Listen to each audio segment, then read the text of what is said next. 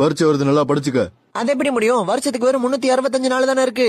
ஆமாடா, அதான் இவ்வளவு நாள் இருக்குல்ல, இதை வச்சு நல்லா படிச்சு. இதுல கோடை விடுமுறை வேற 52 நாள். இதை கழிச்சிட்டோம்னா நம்ம கிட்ட வெறும் 263 நாள் தான் பேலன்ஸ் இருக்கு. சரிடா, அப்படினாலும் பேலன்ஸ் உங்ககிட்ட நிறைய நாள். அப்புறம் ஒரு நாளைக்கு நம்ம 8 மணி நேரம் தூங்கி ஆகணும். அதை கழிச்சிட்டோம்னா நம்ம கிட்ட வெறும் 141 நாள் தான் இருக்கு. இப்பதான் மாப்பிள்ள பாயிண்டா பேசுறேன். இல்ல, நான் பேட்மேன் தூங்க மாட்டேன். அப்புறம் உங்களுக்கு தெரியும், ஒரு நாளைக்கு நாங்க 1 மணி நேரம் விளையாட போயிடுவோம். அப்படி பார்த்தா 126 நாள் தான் மிச்சம். இப்பயும் படிக்க நிறைய நேரம் இருக்குடா. ஒரு நாளைக்கு 2 மணி நேரம் சாப்பிட கழிச்சிட்டோம்னா அப்புறம் 96 நாள் தான் இருக்கு. இதை கேட்டாலே பசிக்குதே. அப்புறம் ஒரு நாளைக்கு 1 மணி நேரத்தை குடும்பம் கூட்டாளியோட பேச கழிச்சிட்டோம்னா மீதி 81 நாள் தான் இருக்கு.